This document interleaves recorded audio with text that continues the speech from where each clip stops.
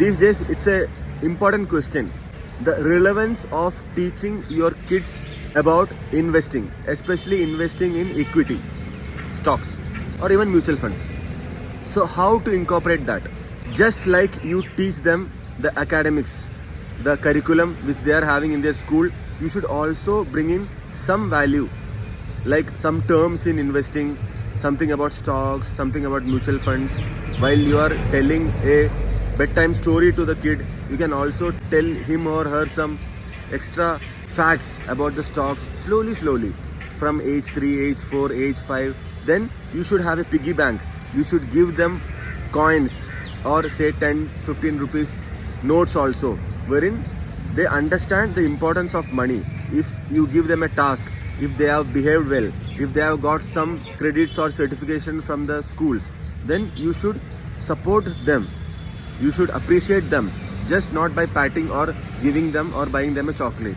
You should give them that coin, ask her or him to put that in their piggy bank and tell that you are growing money slowly by your hard earned efforts, and then once it becomes bulk, we can utilize that for something bigger. So they have this hygiene of collecting money slowly and accumulating wealth over a period. This is very small. Maybe they earn 1,000 rupees in 2 years because the coins you are giving is just very small coins. But then because of that, you generate that skill of valuing money and accumulating that wealth over a period of time in a longer duration, so that the kids understand the importance of saving and investing. Also, if you are having YouTube channels, record their videos, promote them by asking them to tell something which you have told them about investing, so that they get motivated, they get excited, so they know investing is exciting, so they get into the world of investing.